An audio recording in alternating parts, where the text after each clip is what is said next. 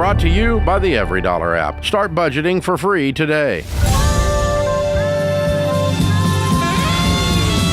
Live from the headquarters of Ramsey Solutions, it's the Ramsey Show, where we help people build wealth, do work that they love, and create actual amazing relationships. Thanks for joining us, America. We're so glad you're with us. Rachel Cruze, #1 best-selling author, Ramsey personality, co-host of the Smart Money Happy Hour. Ramsey Network production is super popular. My daughter is my co-host today. Open phones at 888-825-5225.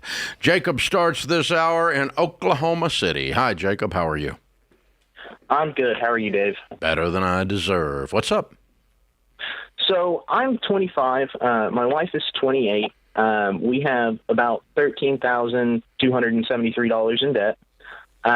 We are going to pay that all off by December. Good. In July, we will be moving into my grandfather's home, where he is going to let us pay rent to him, but we will basically be able to take all the money that we pay in rent and put it back into the property. The property sits on about an acre and then has surrounding 40 acres of pasture. And we would like to start farming and ranching sometime next year. Currently, we make about $92,000 a year, but sometime next year, my day job will give me a raise to about $100,000 a year. I work for my parents' roofing company, and I will basically be taking over the company. So at that point, I'm just kind of baffled because I've got so many blessings going on in our life. It's a lot of responsibility to take on. But my big question is, what should I do with the extra money that I'm going to be making? Should I put that toward the ranch? Should I put that toward, after, of course, I follow through with the rest of the baby steps? Yeah. Let me make sure I understand the deal. You're moving into property that is not titled to you, and you're Correct. going to invest money into property that is not in your name. So it's in our family trust. I don't care. It's not in your name. Why is it in a family trust? Well, my grandparents are still alive. Mm-hmm. They have it set up in the family trust to where it goes to the trust will basically have my dad as the executor when they pass away. But the trust has a trustee today. Who is the trustee today? So the trustee today would be my grandmother, because I believe the trust name is in my grandpa's name. Okay. And then once she passes away, it would go to my father as the beneficiary. Mm-hmm. And then it would go, I would assume, to me. Yeah. But we've got a meeting with the lawyer that we're supposed to have set up. Let me tell you, there's no possible way. These people are trying to be sweet, they're trying to plan well, and they're trying to be generous to you, but there is no possible way you should put money into this property unless it's in your name. On the promise that 3 generations from now it's going to land in your name. No way. More going to go wrong here than go right. And because too, Jacob, this could be money that you're putting in your own house, right, and building your own equity for your own family. And I mean, talk through though. It sounds like their intention. It sounds like their intention is to give you the property. Yes. Okay, so they should just. My point is, they should just do that. Okay. It needs to go into your name because it's unwise for you, even though the current set of players, the current set of actors are all good people and they all have good intentions. It is not in your name. And the things that can go sideways are too numerous to count. 35 years of doing this show, I've heard them all. Okay. And somebody, your dad decides he's going to have an alcohol problem, or he decides he's going to whatever, or your mom accuses him of something he didn't do, or I don't know. I mean, all crap, man, crap hit, and then he's in control of this blessing that you now have invested $100,000 into something that's not in your name.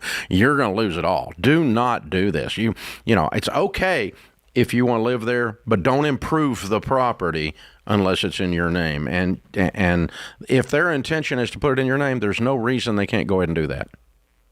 Okay. There's no estate tax planning. Is your grandfather's estate worth over $27 million? No. Okay. Then there's no reason from an estate planning perspective that they can't go ahead and move the property into your name. It does not have to stay in a trust.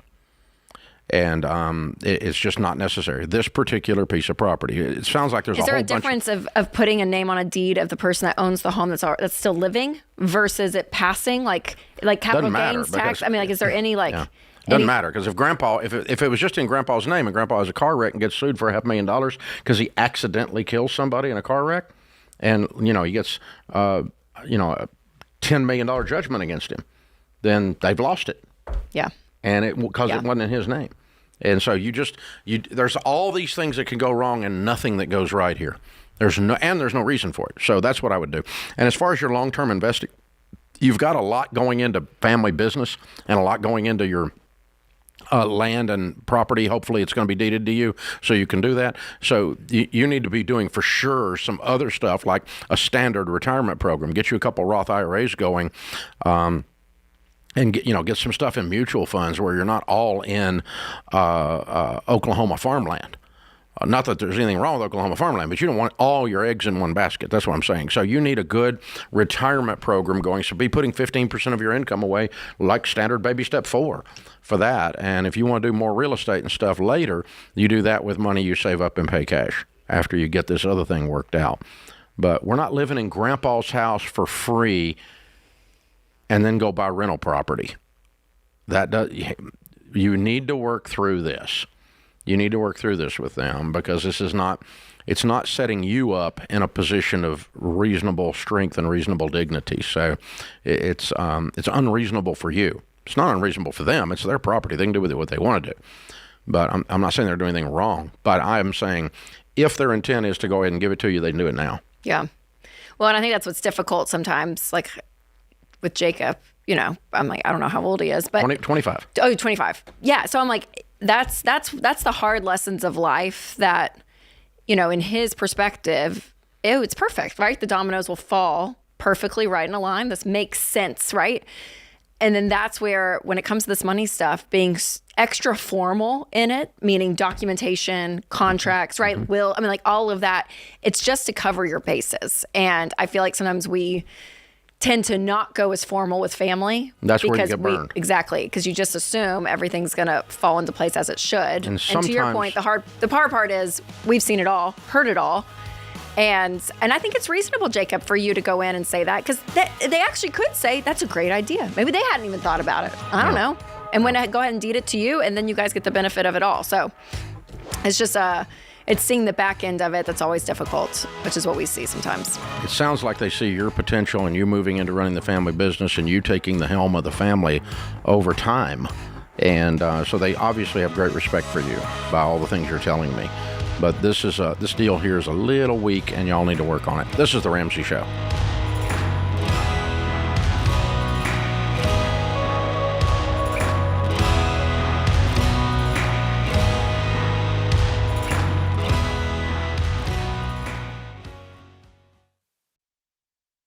Your home is probably the biggest purchase you'll ever make. And with the real estate market like it is now, you'll need a mortgage company you can trust. That's Churchill Mortgage. You guys, buying a home is not a button push. It's a process. It takes building a relationship with an expert who will dig into the details and give you peace of mind without busting your budget. Churchill is one of the highest rated lenders in the country. And they're Ramsey trusted because they do what's right for you. Go to churchillmortgage.com to get started.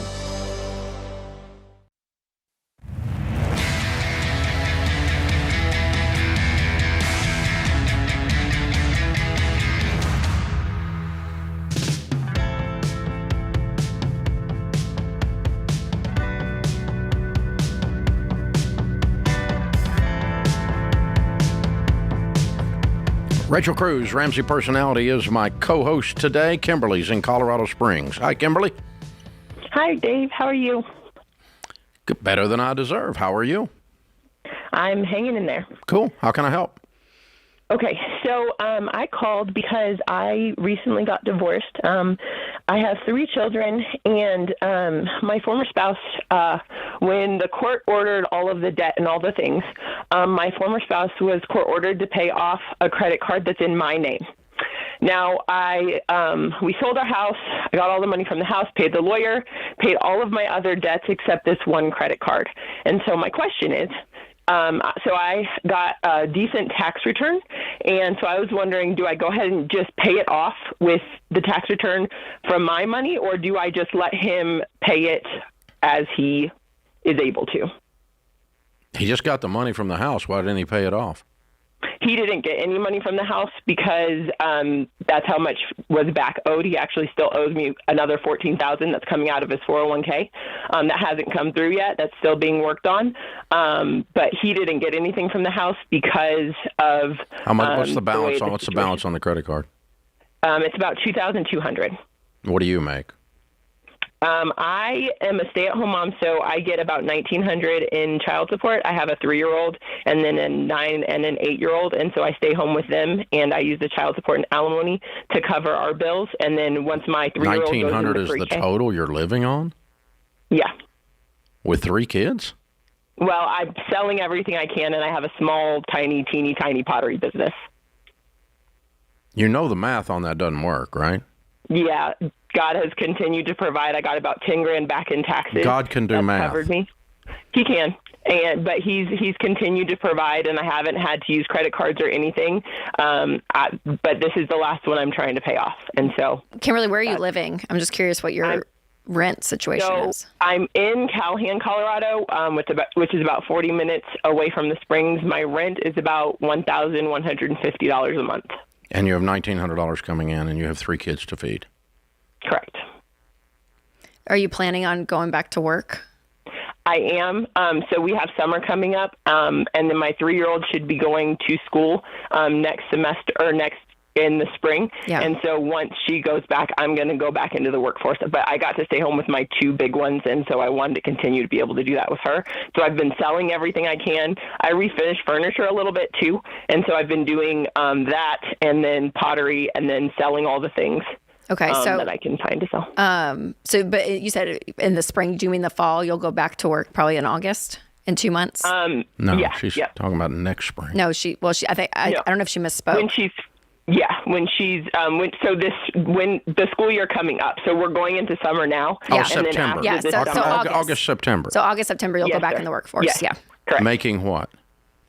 Hopefully, I was a stay-at-home mom for 9 years, so I'm hoping to make at least $30,000 a year. That's the goal. I have a degree in graphic design, but I kind of hate it with a passion, and so I'm wanting to probably do something in sales or something like that. I don't even know what I'm going to do. I'm just trying to get through the next few months, doing what I can. Yeah, I probably would. Considering where you're at financially, I wouldn't pay for it right now. I mean, the hard thing is that it's a little bit of a gamble that it's in your name. So if he doesn't pay, right, then it's all liability. But for right this moment, I don't know if I would. I mean, Kimberly, there'll be a place that there's nothing else to sell, right? I mean, like you're going to get to a place that like. I'm more concerned about your kids eating the MasterCard getting paid right now. So, okay. And you, as long as you understand that the divorce decree says he's supposed to pay it, but that divorce decree does not have the power to take your name off of it. And so if he doesn't pay it, it's going to be you that gets dinged.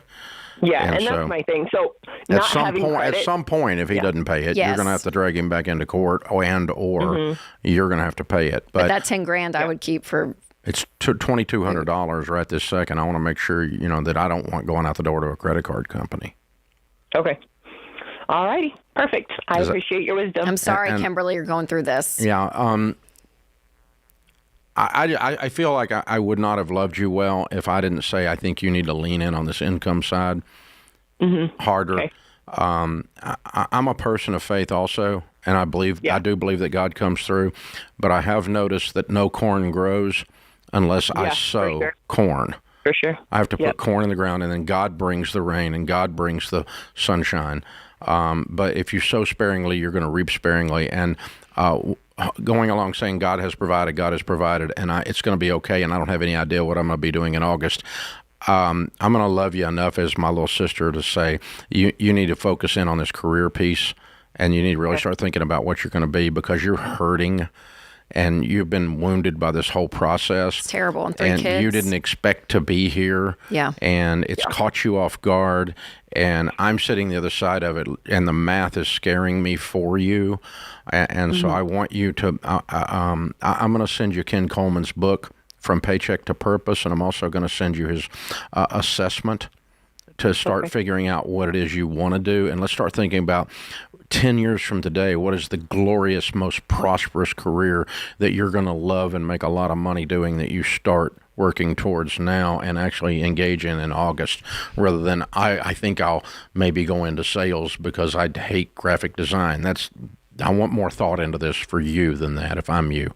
So hang on, I'll give you those 2 things as our gift. And I'm not trying to be offensive. I know you're hurting, but I'm also not going to let you just sit there, because your numbers are really scary, really scary. So I want to see some income coming your way for a long-term sustainability for you. Mm-hmm. Open phones at 888-825-5225. It's awful. When somebody in her situation, her whole plan was to be a mom with those kids. That's terrible. To stay home with the other 2. Now I want to stay home with this last one. Mm-hmm. But all of that changed with the divorce. You don't get to make the same choices because of what's gone on. Yeah, and I think she said through the summer. Yeah, I know. I'm not saying she's bad. No. But the game has changed. It's a new script. Yeah.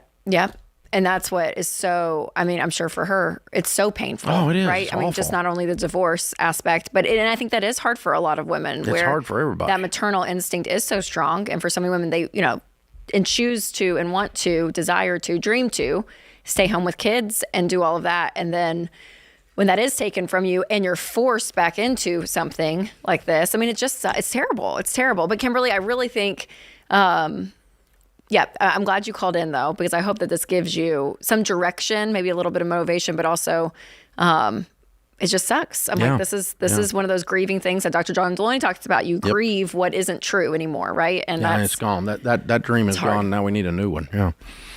So, gang, in 2003, we launched a book called The Total Money Makeover. Late 2003. So it's 20 years old. We're celebrating with the 20-year anniversary, the 20th anniversary edition of The Total Money Makeover. The humorous thing is the Total Money Makeover's had several makeovers. This is the, I think, 5th revised edition over the years, and it's now over 10 million copies have been sold and or given away out there that are helping people. It's the simplest, most straightforward, and proven plan to change your finances. It's been working since Taylor Swift started her career. What? Did you get She was brand new in 2003. She was a teenager. I'm so proud of you. How did you know this? The iPhone was not going to be out for 2 years. Oh, you Googled the year and found all the important things. Of course I did. Swift was there. Oh, okay. Yeah. I was like, how did you know? The iPhone was not going to be here for 2 more years when this came out. So, and just think of all the other things. Like, some of you weren't born yet when this thing came out. It's 20 years old. Oh my gosh. So there you go. Or at a minimum, you were running around in your little Pampers. So there you go. Hey, name Taylor Swift's first song, Dave. I can't. Was that a song? No, that wasn't it. No. Tim McGraw. That's fine. Tim McGraw was the name of the song? Mm-hmm. Oh, that's great. Yeah. Okay. And now we understand how she's successful. Okay. RamseySolutions.com/store. Get the Total Money Makeover 20th Anniversary Edition. All kinds of goodies there. And you get the EveryDollar Premium for free in there. So scan the QR code and get signed up for EveryDollar when you're looking at the brand new version of the old book. This is The Ramsey Show.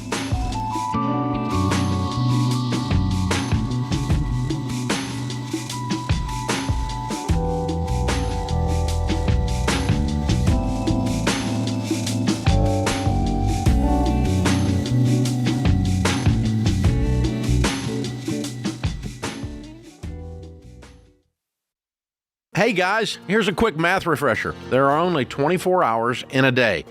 So you and your team need to streamline time-consuming tasks to focus on the activities that actually make money. Smart businesses are realizing that to reduce headaches as they scale, they need NetSuite by Oracle.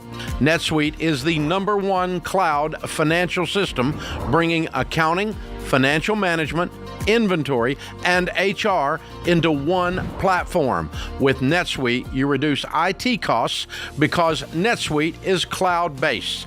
You cut the cost of maintaining multiple systems because you've got one source of truth. And you improve efficiency by bringing all your major business processes into one platform, slashing manual tasks and errors.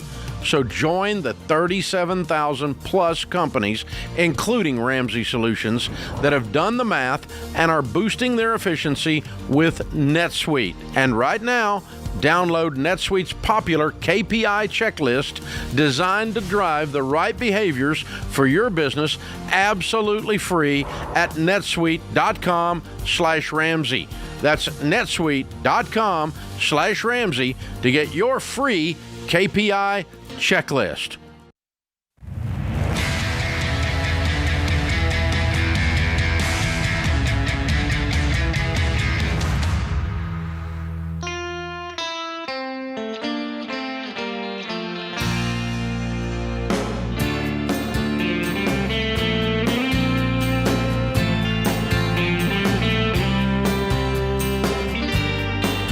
Thanks for hanging out with us, America. We're glad you're here. Continuing to rank in the top podcasts in the world because of you. We appreciate that. We were one of the first 4 to have over 1 billion downloads on Apple. And thank you. We appreciate that. The only way that happens is if you guys tell people about the show, and we would appreciate it if you do that. Share the show, click the share button, or cut out the link and email it to a friend and go, hey, listen to these guys. They got something to say here. Of course, click subscribe. That makes a big difference in the algorithms. And always those 5-star reviews are just sweet and helpful. Thank you very much. Ryan's in Pittsburgh. Hey, Ryan, how are you? Good. How are you doing today? Better than I deserve. What's up? All right. So quick question. My wife and I, we are newly married, and one of our cars is about at 100,000 miles. My question for you is, when is the best time to trade in the car to get a new car? For quick, brief context, we have no debt besides the mortgage, and we do have some money set aside for our car. Okay. For a newer car. Good for you. Is it breaking down on you, Ryan? I mean, I know $100,000 is a lot. Yeah. I just 100,000 miles. 100,000 miles. Yeah, that's what I meant. But Yeah. is it still in good condition? Still driving? It is still in good driving condition. Okay. Yeah. Who's driving it? My wife is. Okay. It's time to upgrade. Federal law is wife gets the good car. So, Okay. yeah, and you know, newly married, they may not have told you about the law, but so rule of thumb is this: number 1, always pay cash. Correct. For whatever you drive. Yeah. Number 2, I would not buy a brand new vehicle unless you have at least a $1 million net worth, because they go down in value so quickly. You really can't absorb the death blows that the mathematics give you unless you've got substantial wealth to absorb those blows. So we're going to limit that damage. And then the third thing that helps us to do that is never, really, I can think of very few times in your life, like almost never, that you would add up all the things that you own with wheels and motors, and it should not equal more than half your annual income. Because if it does, you've got too much stuff going down in value for you to mathematically get ahead. So, I mean, if you got a $12,000 lawnmower, you know, that's part of the equation, right? And people do. God help us, but they do. And so, you know, and so, you know, if you've got a Sea-Doo and your Sea-Doo has a sister and so on, these things all go down in value. And so, I own a bunch of them too, but it needs to be a small percentage of my world that's going backwards if I want to go forwards. So as long as you're those three things, you're not buying new at a Millionaire, you're paying cash, and you're not more than half your annual income, and you want to move up in car, I'm fine with you moving up in car. Okay. How much do you guys make a year, Ryan? Combined net right now is 70. Okay. Okay, and the price range of car would be what? Right now we have 20 set aside. Mm-hmm. And what's your other car worth? For a used car. It's probably trade-in value right now around 15. Okay, so you'd have 35 and you make 70. That's about the max. That's half your annual income. Mm-hmm. That's what I was just talking about. Okay, so you don't need to be driving two $40,000 cars when you make 70, because they're losing $10,000 a minute, and you can't get ahead. So that's about the most you ought to be driving, making 70,000. Now I think you said 70 take home. So I mean we're talking about gross revenues, but gross income, but still. You're right in that range. So that's fine. What you're outlining makes sense, and it's okay to do that. But that's some good guidelines. And folks, it's real simple. It's not because I hate cars. I actually love cars. I've got a bunch of nice cars. I like cars. But I hate what they do mathematically, and I certainly hate when you're losing 60% of the value in 5 years if you buy a new car. If you buy a $40,000 new car, you lose $24,000 in 5 years. You can't afford to do that if you don't make a lot of money and get ahead, not in make progress. And so, I'll say this too. I was interesting. There's a account on Instagram. I've gotten to know her. Her name's Kelly, but she's called the Car Mom, and she goes through and reviews cars. It's like her big thing, and she's become an expert. I think she's in like the car business. Her family has been. But it's been so interesting. I talked to her on my show. I had her as we're talking about used cars. And she was saying, though, how cars today, we used to say the 100,000 mile rule. Mm-hmm. And she's like, but the way they're built now, they last longer. So that was a little bit, too, why I was kind of pushing on it. Again, if you want a new car, mathematically you can. But don't just assume, you guys, these days that, just because it has a high mileage, that it's done, right? Like if it's not giving you trouble and you're content in it, then you're fine. If it's a Dodge Neon, it's probably done. But it was done when you bought it, so you already screwed up. But I know, but there are some cars that do. But most cars, you're right. Most of them are great vehicles. The way that they make them now, they do last. I mean, a dadgum Camry or a Honda Accord will run 300,000 miles without an eye blink. Yeah, so you can. They're great vehicles. Yes, she's right. She's right. I agree with her. Yeah, that's so very you good. can go upgrade, right, in the math and everything we just talked about, but also. Just remind, in the back of your head that, you may, maybe high mileage, but. The first guy that ever worked here was named Russ Carroll that helped us he did financial counseling here. And Russ always would sit with clients and say, okay, want or need? Is this a want or a need? Here's your need. Your need is transportation. But everything above something that provides transportation is simply a want. So but we justify it. It needs an airbag. It needs this. An airbag, probably. It needs to be. My little children are going to die, and all this crap. And no, they're not. Okay, and so that's just bull crap.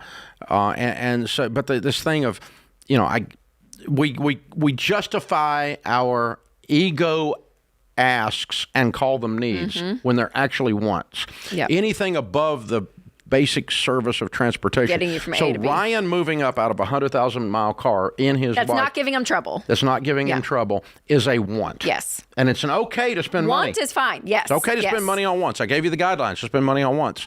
But we don't, and he didn't. Yeah. But don't call up and don't, more importantly than us, don't tell yourself that somehow this is a need. Oh, God, we're dying. And all this drama queen crap in your head that people do in order to justify buying something that they just simply wanted. And they couldn't just own it. I wanted it. Why'd I buy it? I wanted it. Okay? I don't have a single vehicle today that isn't 90% of the reason I own it is luxury. 10% is transportation. Mm-hmm. I mean, because they're ridiculous cars. And so it's just, but it has nothing to do with nothing. And it's not that I need to impress you with the car. That's not the point, because I don't buy it for you. I bought it for me. But, and what you think at a stoplight's irrelevant to me. But the thing but this thing of I want the prestige of a car. Yep. This sense of security, which is false to her point, a 100,000 mile car. So all of that, these are wants. And so be careful. Is this a need or is this a want? And, clothing is a need. An $8,000 purse is a want. And there's nothing. An $800 purse. There's nothing. You added there's some nothing. zeros. That's a really I don't know. nice purse. I've seen a lot of. What are they, Coach or whatever, Louis Vuitton stuff, whatever. I mean, this crap, this is all, there's nothing wrong with it. I mean, one gun is a need. Oh my gosh. A closet full of guns is a want. That would be me, okay? I'm picking on your purses, so I'll pick on my guns. All right, it's a want. And so I can't use them all at once to protect my family, so it's a want. Yes, it's a luxury. And needs versus wants. It is, though, a real conversation because the expectations of lifestyle within those categories is so high. The norm already is high, and so challenging yourself a little bit on that, I think is healthy and good. So Ryan, yes, y'all can upgrade a car. You got cash. It's within the mathematical limits, but just because it hit 100,000 miles doesn't mean you have to if it's not breaking on you. Oh, there you go. I'm going to close this out. This is The Ramsey Show.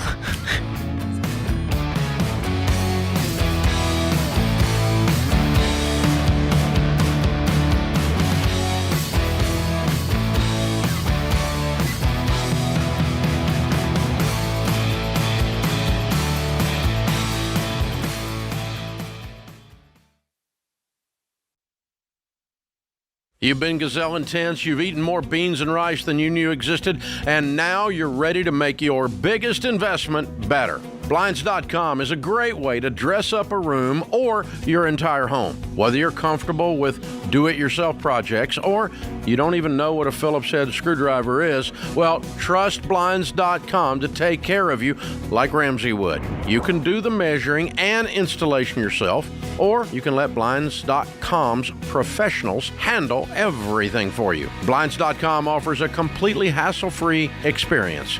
Count on them to deliver stylish window treatments from premium brands without the premium markup. You'll never have to deal with pushy salespeople in your home just to get a quote. But you can count on free shipping, free samples, and a 100% satisfaction guarantee so that you can rest easy.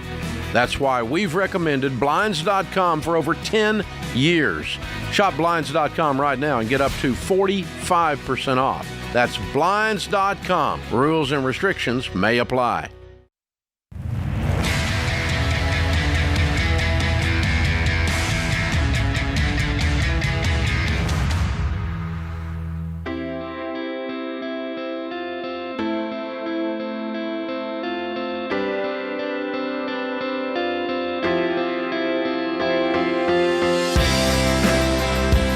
Rachel Cruze, Ramsey Personality, is my co-host. Thank you for joining us, America. We're glad you're here. Leslie's in Hamilton, Georgia. Hi, Leslie. Welcome to the Ramsey Show. Hey, I am so glad I get to talk to you. So my question for you today, I am 27, and I just started having, any sort of concept about money. Maybe, 3-4 years ago, and I've been trying to crawl my way out of debt ever since. Well, I went into business for myself about a year ago, and I want so badly to be able to have a budget that, I can write down and follow. But my husband, he has, a set income, gets paid every 2 weeks. But for me, my brain, I don't understand how I can make a budget for myself, not knowing week to week how much I'm going to make. I don't even know where to start. Yeah, so that's an irregular income, Leslie, and a lot of people, they deal with that, whether they're on a commission system or they own their own business or whatever it might be. So the way we teach people is to say, okay, so you have your husband's, that's consistent. And then honestly, and I have to do this too, Leslie, for mine, you kind of guesstimate is what we say, that you kind of look ahead because you want to do the budget before the month begins. So you'll look ahead. You're using the EveryDollar app. Will the paycheck planning feature help, Rachel? Well, not necessarily, depending on her income. I mean, her total income is going to be changing possibly. So I always just tell people to say, hey, I think that comes into play second.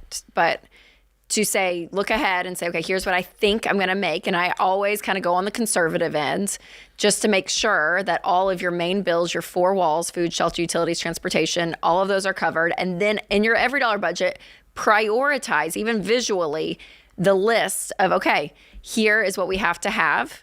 And here's what we have to get paid. So once we're paid, then we know here's the categories that we're going to have. And if the end of the budget, if those last few categories, if you don't have the money for it because you made a low income, that's okay because they're not necessities, if that makes sense. But yeah, the paycheck planning action in that, in the EveryDollar app, you're able to say, okay, if my paycheck hits on the 15th, here are the bills between the 15th and the 30th that have to be paid. So you're able to make sure that your income is spread out evenly throughout the month as well, if that makes sense. So Leslie, what does your husband bring home? I think last year it was like right at in between 60 and 70,000. Okay, so let's call it $5,000 a month. Okay, and what is your worst month? What would you bring home? Oh my gosh, December. I think I've maybe made like $100 the whole month. Okay, does that happen very often? I just hit my 1 year. No, I opened my business March of last year, and I was doing great all the way up until I would say about November, and then it went dead all the way up until it maybe started picking back up the first part of March. And even now, I wouldn't say I'm doing. So what are you making great. now? What'd you make in March? Probably $1,000 all month. Okay. Okay, so you're going to have to get this business moving. It's not working very well. Well, and I do plan on that. So right now I only do nuisance wildlife, but I actually take my pesticide exam next week. And if I can get that, having, routine places that I go and spray for bugs that, every month, every other month, I have like set income. Whereas right now I kind of just wait on someone to have a wildlife problem and I go take care of it. And, Yeah. Okay. And you got to have a whole bunch more people calling you. They got problems. And that's half the problem is like I can't afford advertising because I'm barely making my bills. Yeah, but it's not advertising. You got to get word of mouth out, and you got to go talk to builders. You got to go talk to people who are property managers. You can say, when you have a problem, call me, and here's the card. It doesn't cost anything to get out there and put some shoe leather in your marketing. So you need to get your income up because you're not making enough. It's part of the problem in this, but that's a side issue. Okay. Now, if you are going to do that, if you can become an exterminator while you're also working with the problem wildlife, then you got 2 pieces of your business model. Then you can put together, maybe you can turn this into a actual job, at least an income that looks like a job. So, okay, so what Rachel's saying, let's pretend your worst month was $1,000 a month on average, okay?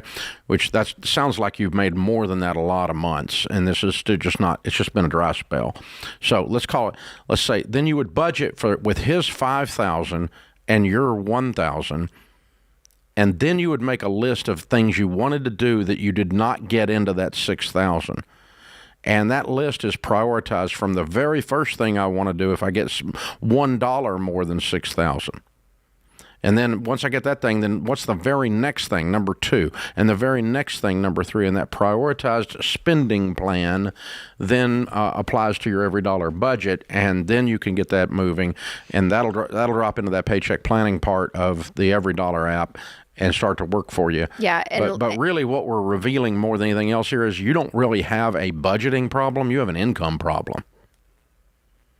If you were making $8,000 a month and your worst month was $8,000, you probably wouldn't have called me saying I have a budgeting problem. Because you're just starving. You're not making, you're making $100 and it was, and then $1,000. You're not even making wages. You could make more than this working down at Target, Yeah. And so that's what your main issue is. And you're calling it a budgeting problem, but it's really an income problem. Yeah. And I would say too, Leslie, like if you start getting this up, we call it peaks and valleys seasons of income too. So if you went and made $4,000 one month, we'll put $2,000 aside in a completely separate account. I would open up one if it's going to be this fluctuating this much. And then on a down month that you have $1,000, you can pull $1,000 from that account from the previous month to get what you guys need, right? To kind of make it a little bit more consistent. But you have to be disciplined in that. Or if you're just living on your husband's income. Yeah, and yours is just extra. Then the hills and valleys won't matter. Yep. But they just That's a matter true. how much you can apply to other things that advance you. Matthew's in South Bend, Indiana. Hi, Matthew. How are you? Hello. Thank you. Thanks for taking my call. Sure. What's up? Doing good. How would you recommend paying for dental school when I don't have enough money to cash flow the entire amount? The first thing is that dental school, medical school, nursing school, law school, what people what they fall for when they're pursuing one of those lofty degrees is they're just so thrilled if they get accepted somewhere that they don't even look at the price. And so the first thing is look at the price, because there's a vast spectrum of dental school. You can spend $600,000, you can spend $200,000 to get through. It is very expensive. Yeah. Dental school is expensive. It's inordinately expensive. It's more expensive than getting an MD, is what we run into. But even then, I'm going to look for the cheapest possible dental school, number one. Number two, I'm going to start studying the dental industry, the labs, the suppliers, the vendors, and find who's got scholarships. There's not many of them, but there are some. And I've heard some wonderful stories of people going and doing that. And I actually ran into a lady in the Cracker Barrel restroom. True story. More information than I needed. Well, we went to Cracker Barrel and I went to the bathroom and this lady stopped me. She was like, "Are you Rachel Cruze?" I said, "Yes." She's like, "Oh my gosh." So she went on and she said, "I just graduated," true story, Matthew, from dental school. She said, "I worked for the college," and she's graduating debt-free. Yeah. She worked for the school. If you work for the school, you get free tuition. And I was like, "No way." And she was like, "Yes." I was like, because I hear these stories, right? Every now and then we'll hear it. So I remember tucking that one away. I was like, I'm going to remember that next time someone calls about dental school, because that was her. She was right there. And she said that she graduated and completely debt free. So there's these other there's these other avenues. Yeah. To Just be Matthew, thinking about it different, Matthew, than the way the standard dentist thinks about it, because they come out with $500,000 or $600,000 in student loan debt, and it is a long, hard life if you do that. And if you don't believe me, go watch our Borrowed Future documentary. You'll see a dentist there that's $1 million in debt, and you'll see a grown man cry. It's really distressing. The good news is that guy's worked his way out of it. But wow, it was a mess he was in. So yeah, go watch Borrowed Future, and that'll scare you straight. This is The Ramsey Show.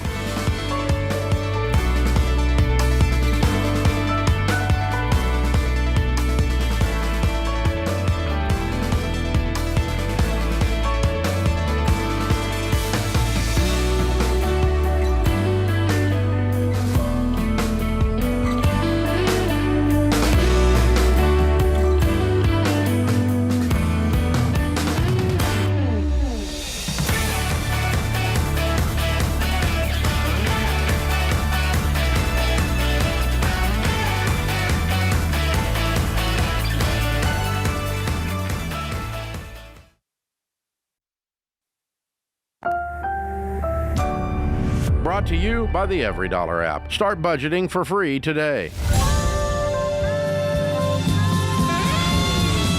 Live from the headquarters of Ramsey Solutions, it's the Ramsey Show, where we help people build wealth, do work that they love, and create actual amazing relationships. Thank you for joining us, America. I am Dave Ramsey, your host. Rachel Cruze, Ramsey personality, #1 best-selling author, co-host of the Smart Money Happy Hour with the one and only George Camel, and my daughter. She's my co-host today. Open phones at 888-825-5225. Chuck is in Green Bay, Wisconsin. Hi, Chuck. How are you? I'm doing fine. How are you, Mr. Ramsey? Thanks for taking my call. My pleasure. What's up? Well, considering paying off 2 vehicles that I have and my home, and my wife has been pushing me to do this, and I'm wondering if it's a good idea. Paying off 2 vehicles and paying off your home, is it a good idea?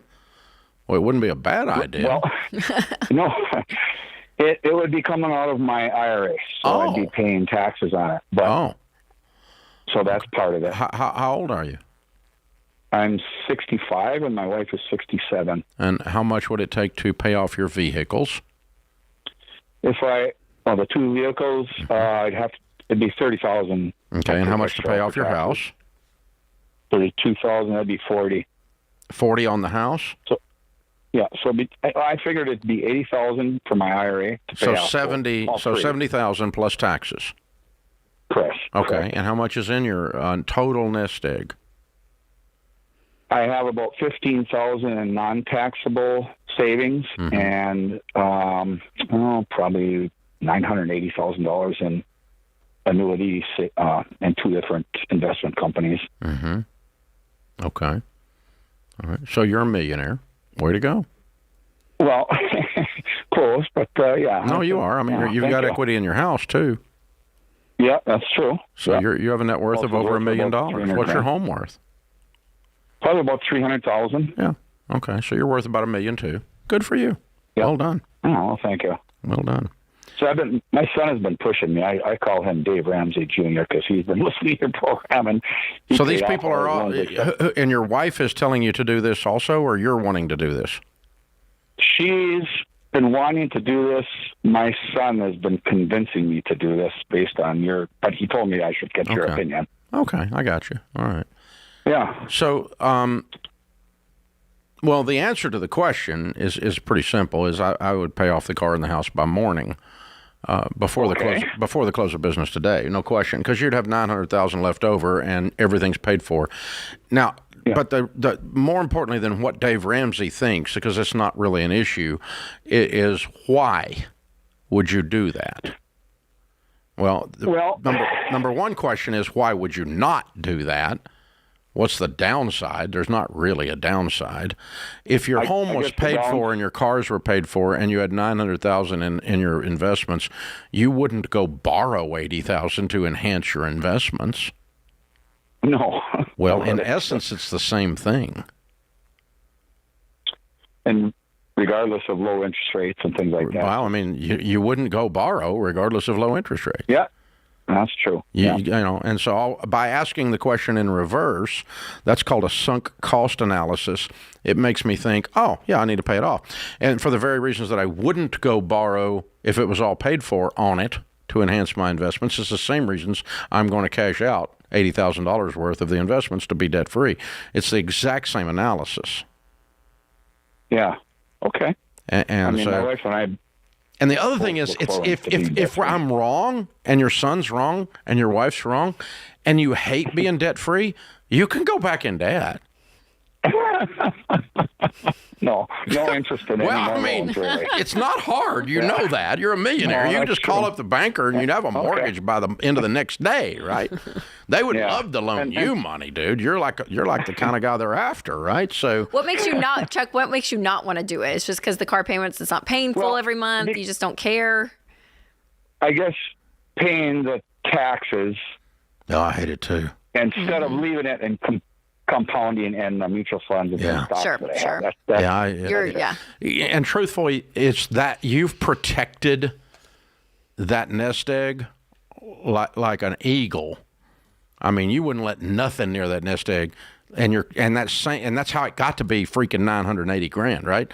Because you protected it. You put money in it. You kept putting money in it. You've kept your claws out. Nobody's touching this. And now these people are trying to get you to touch it. And you're going, I don't think so. This is not how I got here. And so that's, truthfully, one of your greatest strengths is turning into a bit of a weakness in this particular discussion. But I'm so proud of you. I'm assuming you didn't inherit a bunch of money. I'm assuming you did all this on your own. Yeah, my wife and I worked and put a significant amount in my IRA. In the last 4 or 5 years that I worked, I maxed it out as much as I could. Yeah. That's great.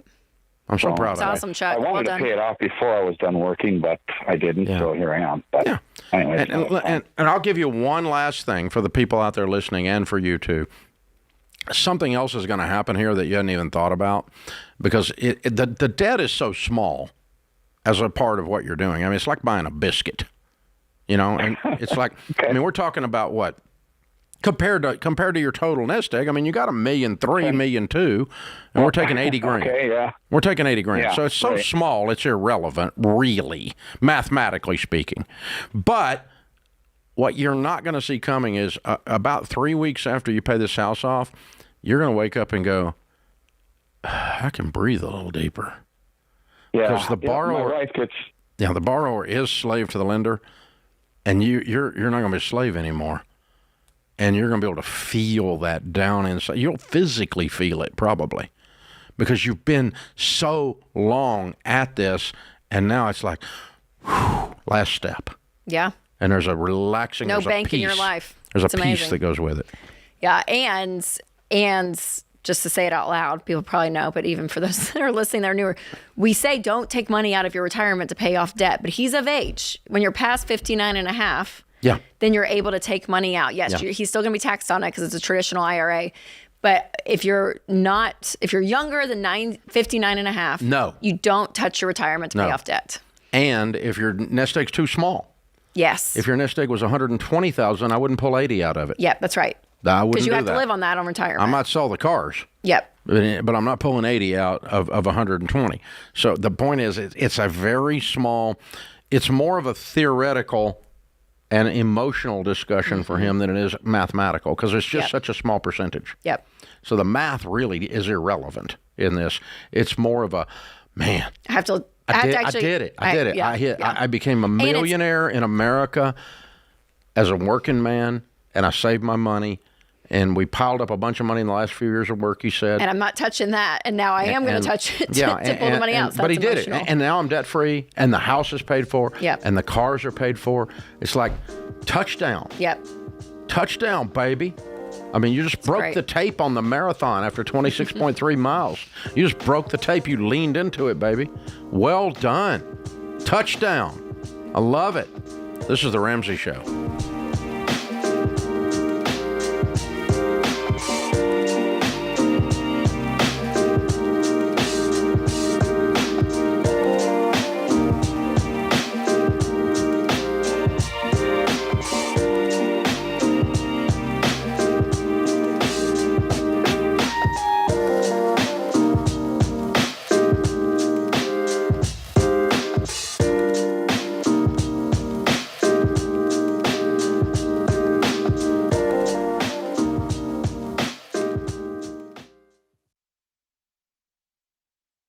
I've been doing this show for over 30 years, and some of the saddest calls I've taken are from situations that are completely preventable. Yeah. And what's so hard is I feel like one of those, especially the ones that I'm like, oh, it's terrible, are people that call in and their spouse has passed away suddenly and they don't have life insurance. We actually took a question of a lady and she had 3 kids, pregnant, and husband didn't have life insurance. And I'm like, I can't even imagine. Or even if it was opposite, right? If a mom passed away, there's a dad with kids and trying to figure out, how am I going to afford childcare? How do I outsource some stuff that maybe she was doing? Like, and it just takes the grief and the sadness of something like a sudden death to a whole new level. Like when you have to think through, how am I going to pay my bills? How am I in going the to middle eat next week? Yeah, in the middle of all that grief. Like it's terrible. And so life insurance is the one thing, especially as a mom with 3 little kids, that I'm like so big on for people to get because it's inexpensive. Xander is the place that Winston and I actually get all of our life insurance, and we keep re-upping it because I'm like, I just want it there. Like there's something about that safety of knowing that you have money if something suddenly happens. And it doesn't cost much because Xander shops among a gazillion different companies. It doesn't cost much. You just have to admit that someday you're not going to be here. You got to say it out loud, and you got to say, I'm going to say I love you to my family by taking care of them and taking the time to put this stuff in place. It costs us stinking pizza. There really is. So that is one thing to do, to say I love you to your family. So we've used Xander for all of our family's needs for insurance for many years, including, of course, term life insurance. To get a free quote, go to 800-356-4282. That's 800-356-4282, or go to Xander.com.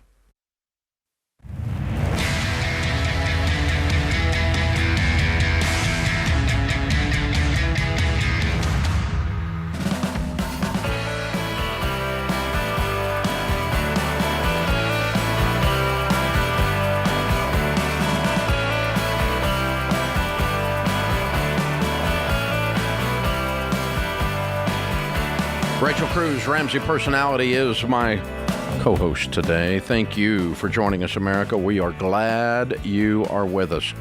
Well, if you are on baby step 4, which means you're out of debt, everything but the house, and you have your emergency fund in place, fully funded at 3 to 6 months of expenses. That's 1, 2, and 3. That means you're at baby step 4. You're starting to invest for retirement. 5 is kids' college. 6 is pay off the house early. Or 7 is your debt-free everything. If you're anywhere in 4 and beyond, we invite you to live like no one else, because we tell you to live like no one else so that later you can live and give like no one else. That's the idea, right? So we have the Live Like No One Else cruise. Yeah. That's right. We're going on Holland America, which is a fabulous line. We're going to Turks and Caicos, St. Thomas, San Juan, the Bahamas, all the Ramsey personalities, plus a bunch of other special guests, like my friend Stephen Curtis Chapman is going to hang out with us, my friend Manit Chauhan from the Food Channel, Iron Chef winner, Dina Carter, famous, remember Strawberry Wine, famous country singer, yeah, and is going to be with us, and several other people. Quite a boatload of stars, including all the Ramsey personalities. We're going to be doing events on the boat through the whole time, talks on the boat. It's going to be it's a ship. Don't quit calling it a boat. My wife gives me a hard time. So anyway, the thing is almost sold out. It's not yet sold out, but it's like 70% gone. And it's only been up for sale for 3.5 weeks. And it is next March 22 through 29 of 2025. So go to RamseySolutions.com/cruise, and before the cabins are gone, because they're going to be gone. And we would love to have you if you're baby step 4 and beyond. Please do not go into debt to do this. We don't need your money that bad. You can come on another one. And please don't do this if you don't have your emergency fund in place and you're in debt. So it's baby step 4 and beyond. Live like no one else, so later you can live and give like no one else. So this is the Live Like No One Else cruise. We're not hypocrites. We're not trying to get people to do something they can't afford to do. We want to give you a place to celebrate, though, for those of you that have made the journey with us and you're further up the baby steps. And so it's going to be a lot of fun. We're going to have a blast, and all the Ramsey personalities are going to be on this ship the entire week, including Sharon and I. So we would love to have you guys come as our guest. Lucas is with us in Nashville. Hi, Lucas. Welcome to the Ramsey Show. Hey, Rachel. Hey, Dave. How y'all doing? Great, man. What's up? I work in the media industry for about 13 years, and I made a move to Nashville because I'm trying to switch industries over into the aviation industry. I'm a private pilot, and I'm trying to finish up my training to do that full time. Paul moving here, took a job, was looking for something like either remote or part-time, just to add supplemental funds to be able to fund the training, and started at a business. It was fantastic, and ended up kind of going into that, taking on a lot more roles, and got kind of integrated into the business. Here about 2 months ago, the owner let me know that he wasn't going to be able to pay me, and that he'd be able to get money soon. But since then, I'm 3 paychecks behind, and I'm in a position where I feel like if I leave or say something about it, then I'm kind of putting the last stake into the company and kind of hurting a friendship that I've built, but also aware that it's slowing down my life goals. No, it's not life goals. That's not the problem. The problem is friends don't do this to people. I'm with you. So you haven't built a friendship. You've built a relationship, and you care about these people, but they're not taking care of you. 100%. Yeah, and so, and what you're describing to me is you're not really getting much communication about, because, dude, if somebody's not paying me, I want to know a lot of detail as to why. That's where I'm at. And you're not getting that. Because I've personally signed $250,000 in clients, so I'm like, where's the money? So that's a fair question. So, I don't think you're going to be there in 30 days, but if you want to give it one last Hail Mary, it would be sitting down in person with the owner and saying, okay, I am officially done unless you clue me in on every detail here. because I signed $250,000 worth of people, and I can't figure out why I didn't get paid. Where's the money? Yeah, It's a fair question. Yeah, that's kind of where I'm at. I'm trying to get to a place where I'm not feeling responsible for. You're not That's it. responsible. That's the part, Lucas, for me that I'm like, you've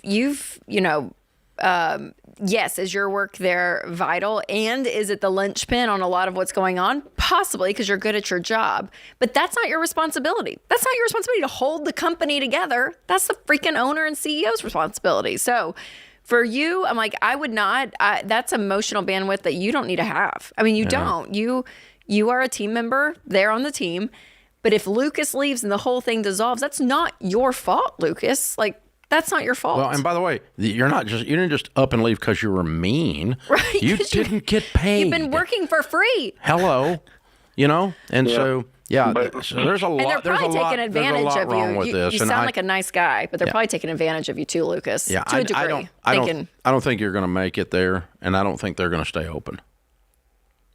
I don't either. Hearing that, it just kind of confirms. Like I have a feeling that I am, doing it to myself, like throwing myself into it like that. Yeah, you I are. have a track record for getting kind of 100% into. Well, it's okay to. everything, Hey, I love people giving 100%, but you got to think about what you're giving 100% to. Yeah, you're not getting 100% back. You're not even getting 50% back. You're not even getting a paycheck back. Yeah. So I mean, it's like, hey, if the tables were turned, and you were the owner, and your back was against the wall, and one of your key people was on the other side, and you couldn't pay them, I know what Lucas would do after talking to him for just a few minutes. You would give a thorough, detailed explanation and say, if you'll join arms with me in this and help me turn the corner, I'll make it worth your while. It's going to be a minute till we get this other thing to clear, and I'll show you what it is. And you would tell them what the flip is going on. Or we're in a bad position, Lucas, and it's not good for you to be here, so we're going to have to let you go. We can't afford to keep you. I pray you go make more money somewhere else. Like, yeah, if I actually love you, then I want what's good for you. Yes. Yeah.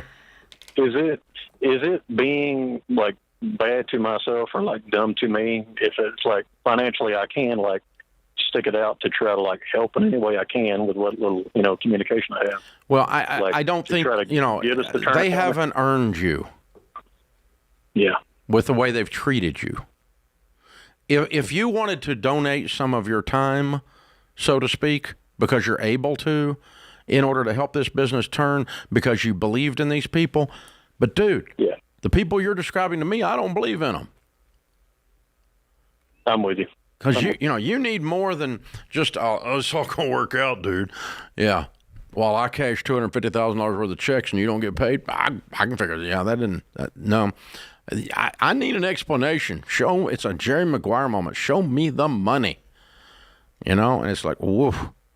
So, and this isn't even your end goal of a career track, right? You just got sucked into it, and supplement, But he cares, thank God. Yeah. A team member that cares. Well, that's wonderful, and he cares about the people. Thank God. Yeah, but they're taking advantage of. Oh, they're definitely. And I don't know whether it's their lack of business acumen, lack of basic relational skills, or something sketchy, or they're crooked, or all three. But you're due a lot more explanation, detail than just hang on, it's gonna be all right. No, not. I'm not gonna do that. This is the Ramsey Show.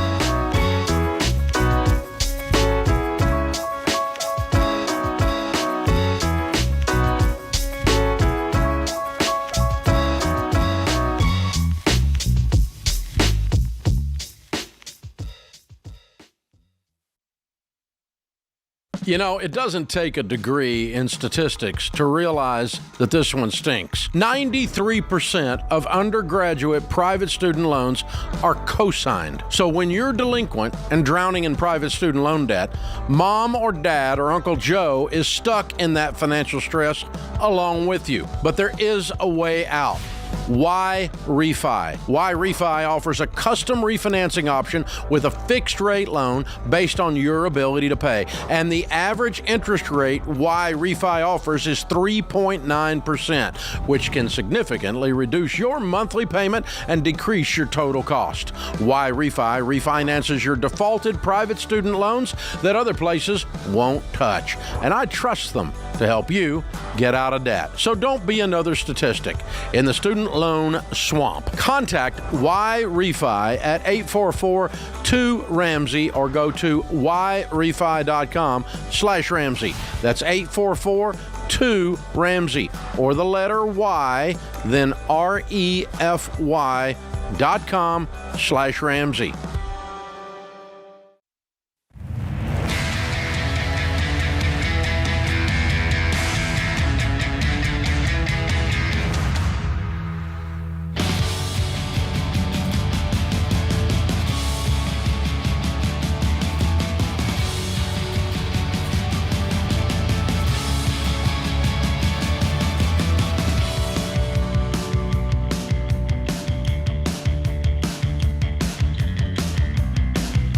Rachel Cruze, Ramsey Personality, is my co-host today. Today's question of the day comes from Denise in Ohio. She says, my husband refuses to sit down and talk about a budget. He doesn't want limitations on how he can spend our money. I never know when I'm going to come home and find a new vehicle in our driveway. Jeez.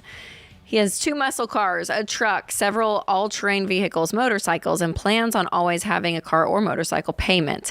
This has forced me to separate our finances because I have no doubts that he would find a way to spend my money along with his.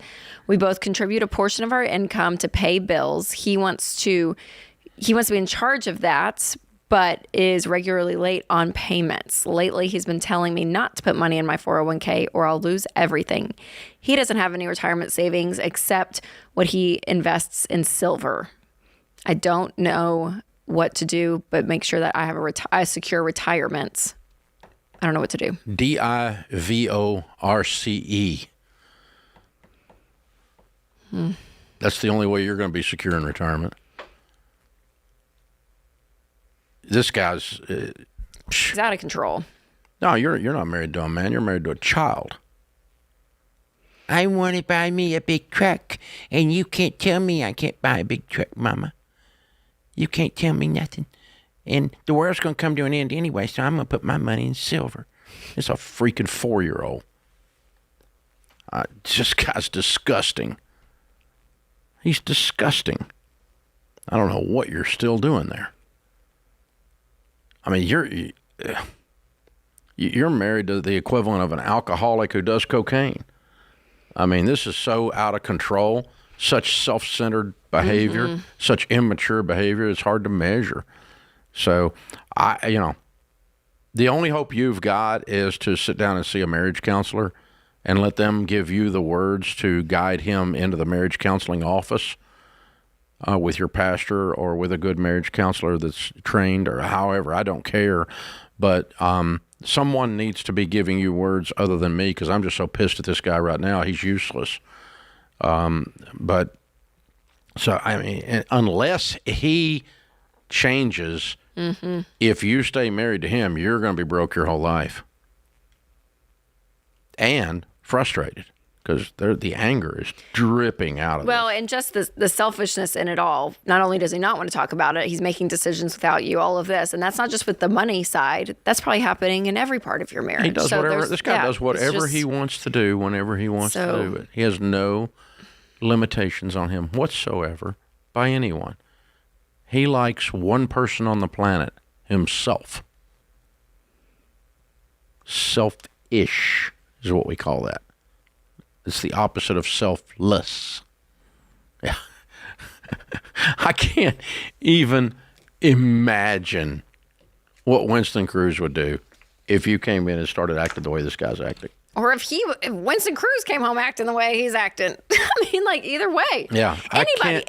It's just a spouse. Imagine. Well, it's just a spouse. And that's the thing that's so hard. You know, not only is the financial decisions that he's literally making in reality of buying very expensive things, not saving all of that, but let alone the spouse that's like, well, disrespect. Well, and it's just the spouse too that just says that first line.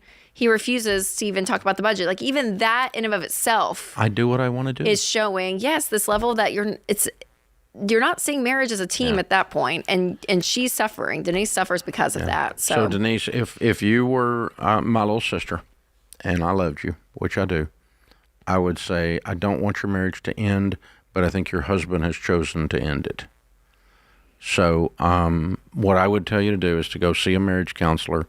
And he won't go because he won't do anything. That it's not about him.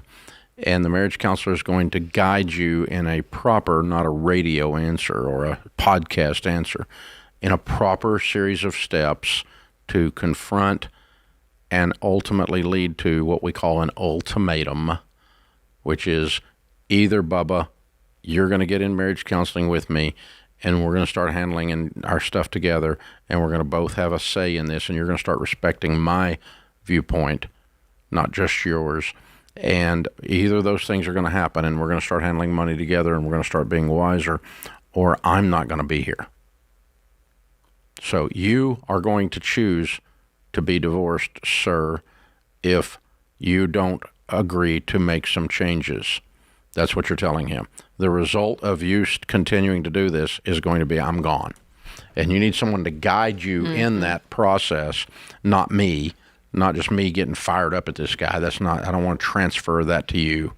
But you need to sit down with a coach, a counselor, a marriage counselor that can guide you in much better than I can, Rachel can, but will guide you in a series of conversations with your husband that lead to finally saying, either you stop this behavior and we get on the same page and we go to marriage counseling where you start respecting me and loving me as much as you love you, or we're going to call this. I'm done.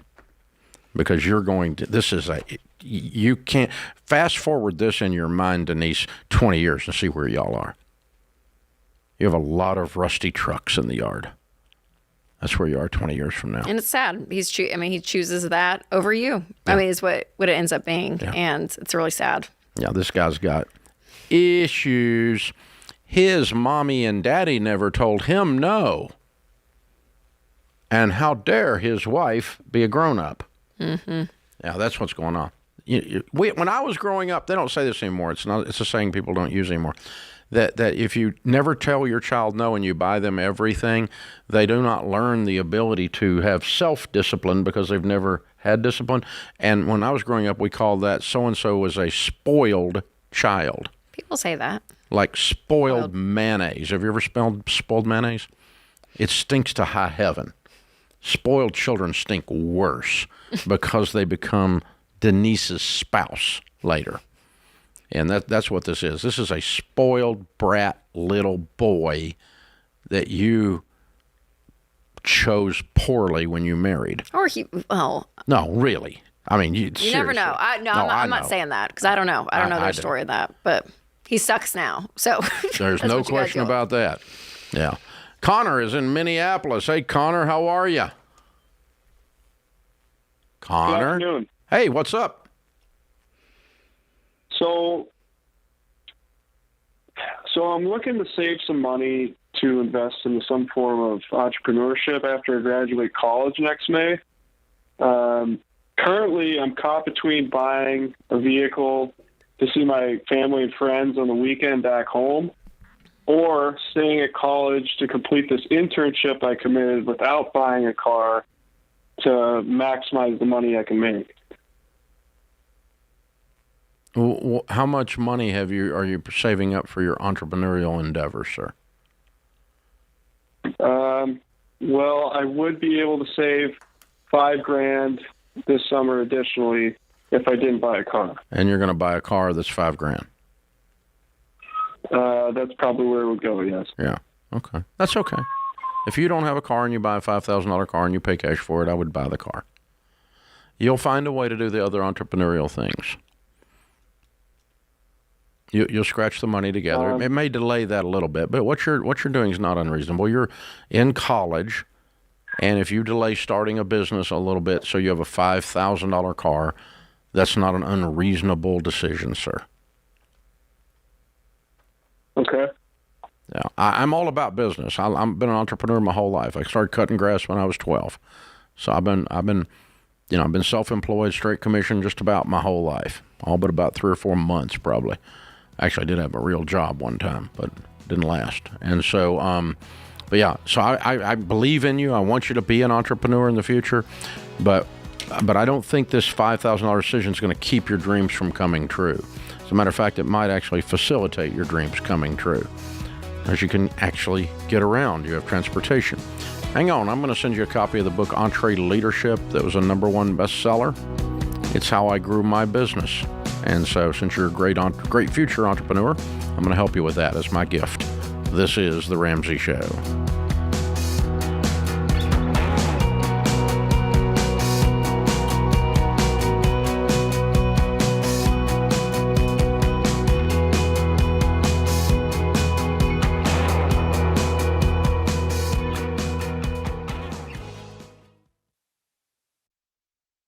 Hey guys, it's Rachel Cruze here to tell you about a faith-based alternative to health insurance that can make healthcare more affordable. Christian Healthcare Ministries.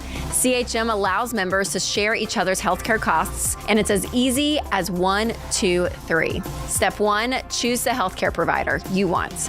Step 2, submit your eligible bills. And Step 3, get reimbursed. CHM members take care of your eligible medical bills. With no networks and the freedom to choose your healthcare provider, CHM is the best option for Christians who want to take care of their families and help other believers. Find out more at chministries.org/budget.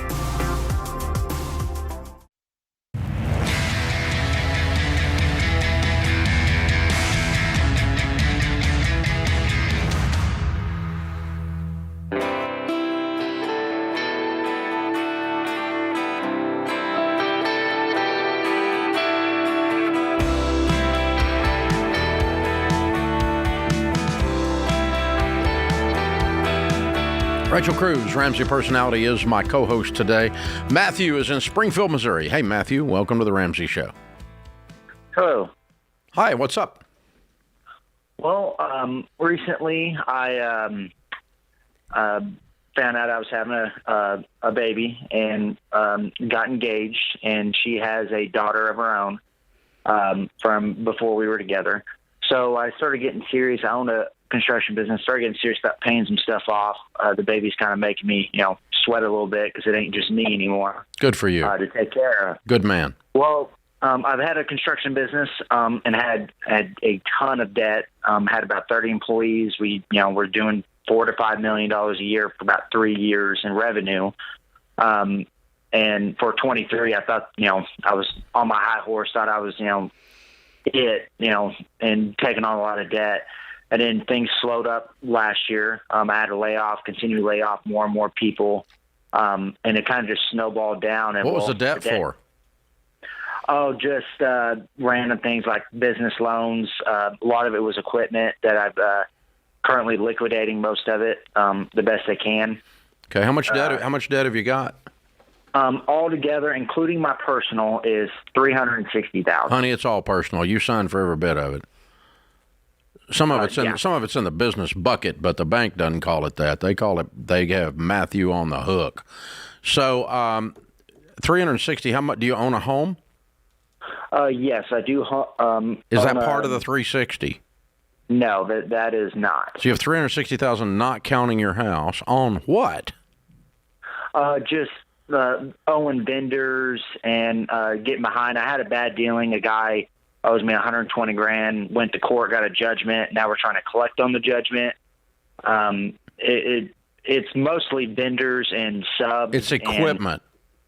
And how much do you owe on your equipment? On equipment, things that I could sell right now is about $73,000. I'm sorry. Why couldn't you sell all of it? Well, right now I'm upside down on most of it. How much do you owe on equipment? $73,000 is no, what I got. You said that's what you could sell. You owe more than that on equipment. No, $73,000 is what I owe on the equipment. That's everything on the equipment. So you have everything. You have vendor debt to the tune of $290,000. Yeah. And a $120,000 judgment lien that's an asset. Yeah. So 170's left. How much of it is like just? No, he's not getting that judgment. So, but that's okay. Anyway, I don't think you're going to collect on that judgment. Do you, Matthew? Well, we'll hear next week. The bank's supposed to respond. No, the guy you sued doesn't have any money. Yeah, I would assume so. Yeah, I would assume so too. So you're not going to get any money. Lawsuits don't make people have money that they don't have. Yeah. So you're not getting that money. So what have you been making profit in the last 12 months? I don't really know exactly the answer to that. It's been a downward, like up and down. And then about, I would say October last year, it kind of fell off a cliff.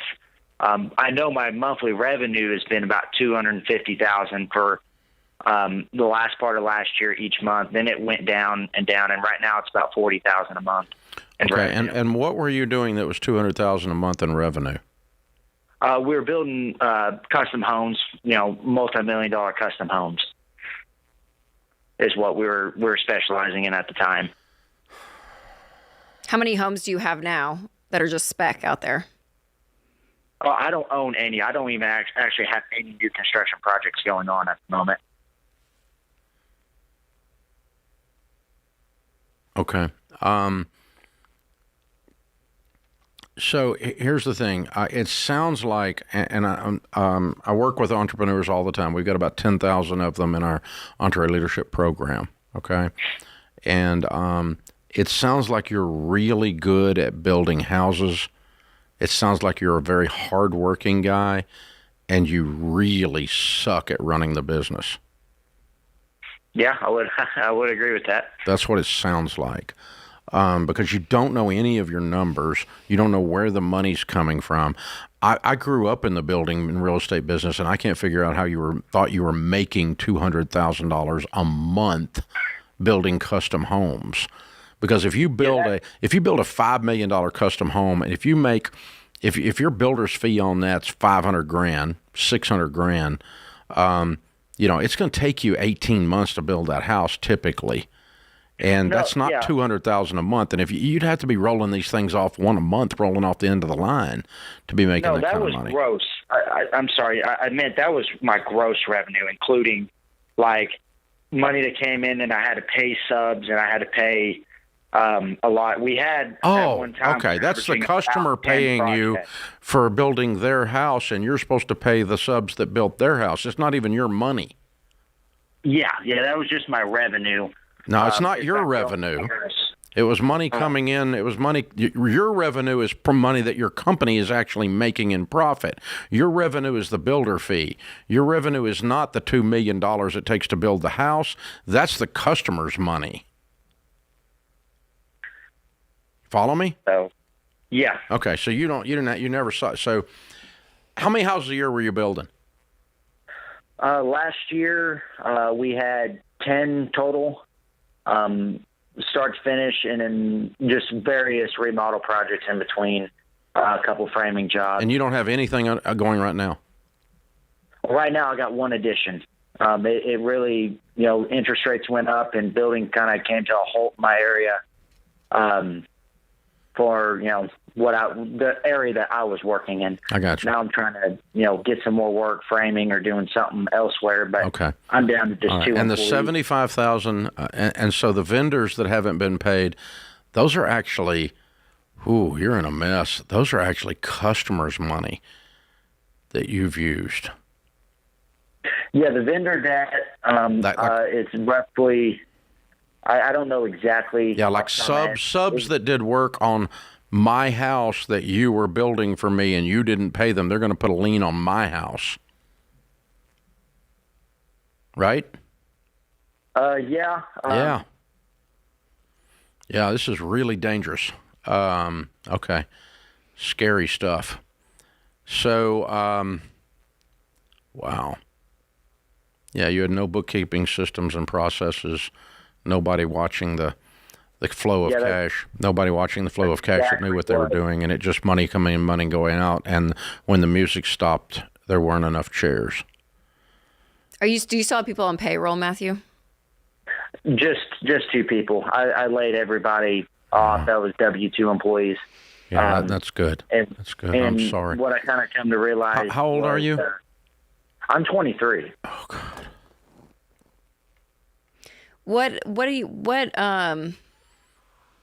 I mean, seriously, I'm like, do you liquidate assets like your home that you have? So what is the equipment that you own? The $70,000. It was pretty much enclosed trailers, all enclosed trailers. I've already sold the skid steer, the gooseneck. I've already sold those, but I didn't have any loans on those. Those were all cash. Mm-hmm. I paid for in cash. Mm-hmm. So you mean like an 18-wheeler trailer that you're using for storage on sites? Like they're enclosed trailers, like that you pull behind pickups. I had quite a bit of them. I think 7 at one time. Okay, and they're all up for sale, and you're trying to get them sold for whatever, but they're not going to bring the full 70. Yeah, yeah, that's where I'm at. What do you owe on your pickup? That, or I could let them get repossessed. I really don't. That's where no. You need to sell them because when they repossess them, they're going to sell them for nothing and sue you for the difference. What do you owe on your pickup? On my truck, I owe $12,000. Okay. All right. You're going to have to go all the way back to the beginning and start your business over because you were really good at it when it was small, and go from there. And I'm going to give you an EveryDollar coach to help you as my gift, because I want to help you turn this thing around for this baby, because I've been 20 and scared and didn't know what I was doing. I've been right where you are. Hang on. Kelly's going to pick up. We'll get you with one of our EveryDollar people and help you walk through this, untangle all this barrel of fish hooks.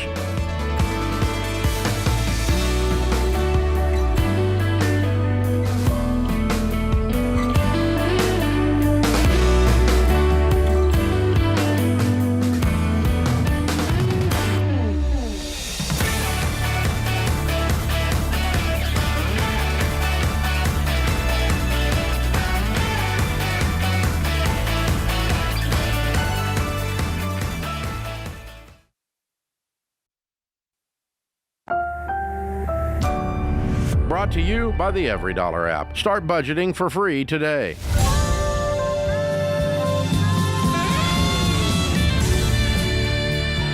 Live from the headquarters of Ramsey Solutions, it's the Ramsey Show, where we help people build wealth, do work that they love, and create actual amazing relationships. Rachel Cruze, Ramsey personality, #1 best-selling author, host of the Rachel Cruze Show, and my daughter is my co-host today. Open phones at 888-825-5225. Benjamin is with us in Los Angeles. Hi, Benjamin. Welcome to the Ramsey Show. Hi. Thank you so much for taking my call. Sure. How can we help? So I'm brand new to the trying to get out of debt and change my life. Probably only been listening to you guys for maybe 2 or 3 months. I come from a not wealthy background. My father doesn't even have a retirement, so I've got to try to plan to kind of take care of him when he can't stop working. And me and my wife just had twins about 7 months ago. Oh, congrats. Thanks. But my question stems from, I am trying to start me and my family off with baby step 1 of trying to get ourselves out of debt and moving forward. But my wife doesn't fully feel on board to kind of change our living and thinks we're just doing fine when we're going paycheck to paycheck. So I'm wondering, how do I kind of get her on board with this idea and help navigate that whole situation. Do you handle most of the finances, Benjamin, in the house? So she won't allow us to combine them. So she has her paycheck that pays our mortgage, and then I'm supposed to cover all of the other bills with my paycheck. How old are you guys? I'm 34, and how long have you all been married? 4 years. And she's how old? She's 23. And you've been married 4 years. Oh, sorry, she's 24. We got married when she was 20. Okay. All right. 20, so y'all are a 10-year difference age-wise. Yeah. Okay. Yeah. Okay. Well, she's probably not feeling, because you said she's not feeling the paycheck to paycheck, and she's probably not if she's making a better income and her only bill is the mortgage and she's just living her life, and you're the one that's feeling more of the tension. Yeah. And so I think that's an issue in and of itself that I think would be fair for you to sit down and talk about. It's the why behind Benjamin. I mean, that's what we always say to start with. And your why of wanting to do this is what? Because you're stressed, because you're scared if something happens, like, you're not going to be able to take care of this family. Like, what's the why for you from wanting to even engage a different process financially? I mean, the why for me is just that we just had kids, and like, my car needs some work. I have picked up a second. I've started hanging TVs and doing contract IT work in order to. Yeah. So what normally happens when someone first finds us and they start getting really excited about what their future could look like if they were out of debt and in control with their money, because they're in debt and out of control with their money, and they run into their spouse all excited and jumping up and down in the kitchen and say, "I'm going to sell your car." Right? They run into the kitchen all excited, jumping up and down, start talking about what we need to do. We need to get on a budget. We need to cut our spending. We need to get in control. And you start talking about the what. And Rachel was saying, you probably led with the what. And if you did that, you're normal, by the way. That happens a lot. And if you led with the what, you've turned my name into a cuss word in your house. Got you. Okay. Okay. Instead, reset. Go in and say, honey, I approached this whole subject that's really important to me poorly with you. I goofed in how I approached you with it, and I'm really sorry. You owe her an apology. Then reset and say, and the reason I'm so excited about this stuff, and I think it's really important for us to work together, is because I'm scared to death. We've got 2 kids. I'm out hanging freaking TVs at 34 years old because I'm scared and our money's out of control. And I don't see a good future of us running this household separately. I don't see a good future if we keep doing things the way we've been doing them. And I don't like it the way it is, and it's really bothering me. And when I found this stuff, it gave me a little bit of hope, and I got a little too excited maybe. But honey, I can't keep going like this. This is killing me. That's a why. Yeah. That's a why. I want to be a good dad. I want to provide for our children. I want to retire with several $1 million and sit on a golden rocking chair. That's a why. Not, we got to sit down. We got to get on a budget. We got to get this stuff going. We need to work these baby steps. Those are whats. Okay. And if she hears your heart and then turns a cold shoulder to you, you don't have a money problem. You've got a marriage problem. The phrase you used a while ago ran a chill down my spine. My 23-year-old wife won't allow, you said. Yeah. To which I almost laughed. Okay? That's how crazy that is. On either side. Yeah. If she says, my husband, because Benjamin, get on people that allow. say, if there's a lady that calls in, my husband won't allow X, Y, and Z. I've been I'm like, married 43 years. If I told my wife I wouldn't allow her to do something, I'd wake up dead. You want to wake up? Well, so Benjamin, honestly, I think that first part's important, the why. And any spouse, this is true with anyone that we get a call. If you can't go to your spouse and say, here's my fear, and it's vulnerable, right? Here's my fears. Here's My hopes what is and my scaring me. Here's what I'm excited about. Here's what I think could happen. Like when you do all of that and they still just, meh, and some will, then again, that's a marriage topic. That's not a money problem. You got a marriage problem. But then number two, Benjamin, too, you have to paint the vision for her as well. Show her not just the what or the why, but the how. So just get a sheet of paper out and just put some numbers down realistically and say, hey, okay, here's what we make. Here's what we make combined. Here are our bills. Here's our debt. If we had this much margin, we could be completely debt free. That frees up X amount of payments per month, $1,200, $1,400, $2,000 of just payments that we have. And if we invested that, babe, by the time we're 45, like that's what this could look like, right? Like kind of do some math and just show her the vision on what you've captured it. Yeah. And bring her along in that. So say the why, and the how. But if those aren't working, then there's and y'all are probably exhausted. I mean, you've got 7-month-old twins. Oh my gosh. I'm surprised you even put a sentence together. It's exhausting. Yeah. So give yourself some grace in all of this. But for me, it's the why and the how that she needs to hear. Lead with an apology for having done this wrong, and then explain to her this really matters a lot, and I need you to hear me. And she'll hear you. You'll be okay. This is The Ramsey Show.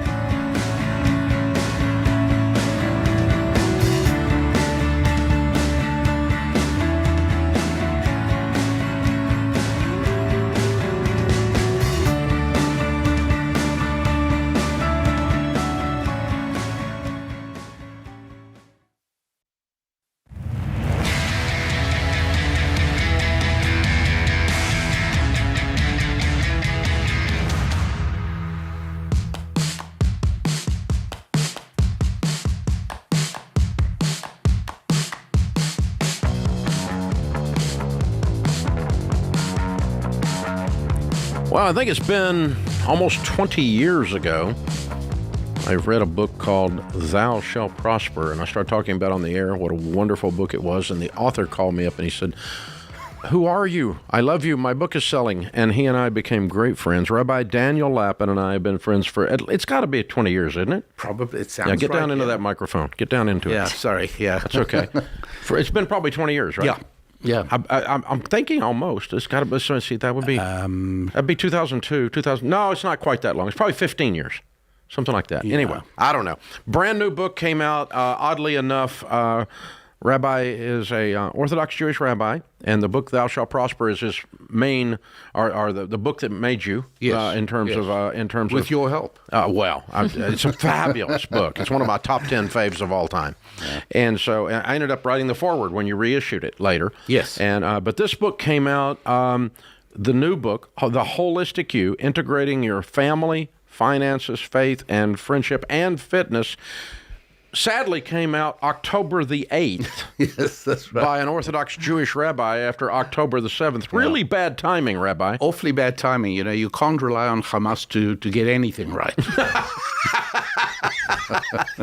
Okay, I'm with you on that. I like it. So good stuff. So you taught us in Thou Shalt Prosper so thoroughly to not be ashamed of earning as a result of serving. I think one of my favorite quotes was, if you do a good job for folks in business, they give you certificates of appreciation with presidents' faces on them. Right. And so you've written a lot of best-selling books about money and business and other practical life lessons that are woven all through there from the Hebrew Bible, what we call the Old Testament as Christians, and you call the Bible. And that's where you and I have had a lot of common ground, a lot of wonderful discussions, fireside and over dinners with our wives and everything else. So we've just become great friends. And so what is it that the holistic you goes into that you haven't done in these other books? Yeah, it's the 30,000-foot view. It's zooming out a little bit and relating to the idea that our lives are actually a complex system. It's not as if these are separate components. In just the same way, nobody would say, your heart is one thing and your liver is something else and your lungs are something else. You go in to see a heart specialist, say, look, this is what you need. Take this medicine, it's great. It's going to wreck your kidney function, but it's going to be great for your heart. You get out of there as quickly as you can, because I want a doctor who sees the whole me, not just a little part of me. And our lives are very much like that as well. We had a woman who became a coaching client of ours who came to us because she said she's done everything right. She did really well at college. She got into the business school of her choice. She focused. She graduated top in business administration. She came out with a really great MBA, and she says other people who didn't perform nearly at her level were getting much better job offers than she was, and that alerted her to the fact that there's something real going wrong. What's going wrong is that while some of her colleagues were attending birthday parties or celebrations, connecting with other people, building up their own personalities. In the final analysis, when you interview somebody for a job, you're not just looking at grades and GPAs from college. There's a subtle emotional, psychological connection that is the result of everything that you have done with your life, because everything you do contributes to making you who you are. So here's a girl who's terrific. I mean, very, very accomplished, but only unidimensionally. She was excellent academically. I mean, she could do a bond yield analysis in her head. I mean, she was really, really good. But her relational IQ was just not. But the rest of it just wasn't. Yeah. She couldn't talk about anything else. She didn't have any hobbies. She didn't have any interests. She'd really deliberately neglected all the other aspects of her life. So that's why we condensed the complexity of a human life into the 5 fundamentals of family, finance, faith, fitness, and friendships. Yeah. One of the things that Rachel. I do a lot of controversial things, as you know. Oh, I'm shocked. I preach financial heresy all the time to the financial Pharisees out there, and but Rachel is not as nearly as controversial. She's more likable. People love Rachel, but the one thing that she gets the most hate on is when she dares to suggest that couples combine their finances and not run them separately. And she actually used a phrase pretty similar to what you've used here in the book, that if you can share a bed, you can share a bank account. And she's exactly right. Yes, and we go further. We say you have to.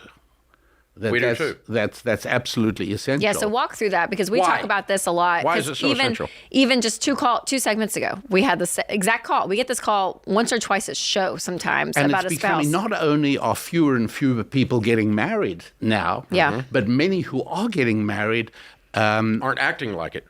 Are acting and also aren't sure whether they're roommates or married. Yeah, that's what I mean. They aren't acting like they're married. There's a proliferation of lawyers drawing up prenup contracts. Yep.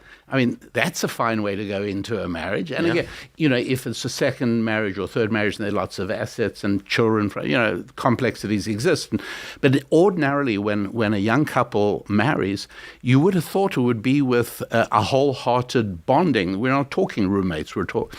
Okay, this is really, really important stuff. Mm-hmm. And the reason that you have to share the bank account as well as the bed now, and frankly, leaving one is just as ridiculous as omitting the other. But the reason there is because there's something very different about how men and women typically relate to money. Not that a woman doesn't enjoy earning money, not that a woman can't be particularly good at her career and excel at it, but it doesn't do anything directly to her sexual feminine identity. When a man makes money, it is a very intrinsic masculine-related thing to him. And the evidence of that, of course, is the reverse. Unfortunately, we've seen places, regions where steel has, as an industry, has collapsed. And one of the things we know, unfortunately, is that when a male loses the capacity to earn money, loses a job, heaven forbid, there is almost inevitably a sexual dysfunction that accompanies that. It's almost inevitable. Never with a woman. When a woman loses a job, it's painful, it's problematic, she's worried, she is embarrassed, but it doesn't hurt. But the way money is identified with us is different. And so learning to work as a team, though, is crucial in the unity, right, of the marriage, to say, hey, we both are in this together, and we are coming at it wholeheartedly into this marriage. So every part of our marriage, to your point, from my health, the way I want to raise my kids, all of that has to be in line with my husband, right? And together we see it, clearly, and we're a team. I've got to say, maybe many of the people who get upset when you speak about these things are people who've sort of almost lost contact with their essential feminine natures. And it's easy to do. Men can lose contact with their masculine natures and become incapable. A lot of the people in the news on campuses today are right there. Do you see because I do hear from specifically on the women's side of hearing this message, if something happens, I have to make sure that I protect myself. It's almost this fear elements there, and then for the guy, different reasons why. But I think it is so key. Okay, you also talk about, I want to get this in before break, this work-life balance aspect too, and how key that is. Yeah. So that actually is not what we talk about, because we figure out anybody who can work a spreadsheet can draw up a work-life balance. There you go. That's not hard. Happy anniversary. How many years you've been married? Not telling you, because if I tell you, then you're going to know how old the wife is. But let's say it's over 44 years and below 46 years. Okay, there you go. Okay. I can probably figure that one out. I'm a math guy. Rabbi Daniel Lapin, the new book is called The Holistic You, Integrating Your Family, Finances, Faith, Friendships, and Fitness. Anything this guy writes, I recommend. He's a good friend and an incredible thought leader. Be sure and check it out. This is The Ramsey Show.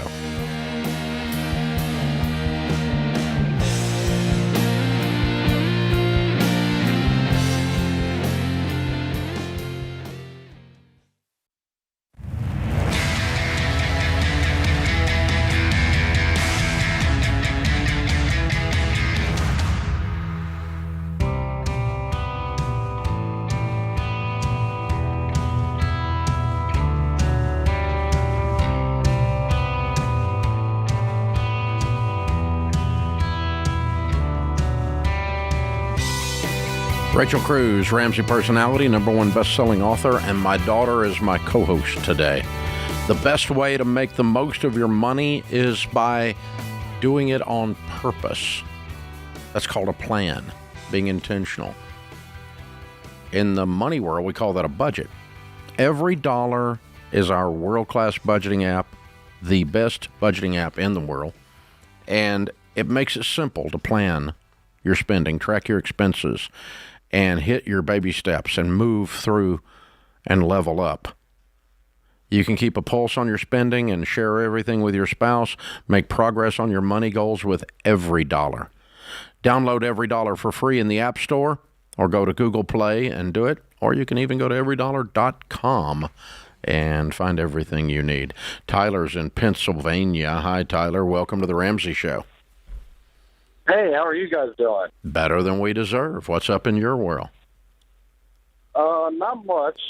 So, to get the long story short, I'm 28, full-time truck driver.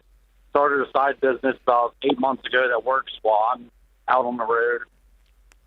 The only debt I have is $200,000 on a mortgage and $8,500 left on a camper loan. My mortgage is roughly $1,400 a month. I'm paying $2,500 a month, and the camper is $280 a month. But I'm trying to pay that off in the next 6 to 7 months with like a $1,250 monthly payment on it.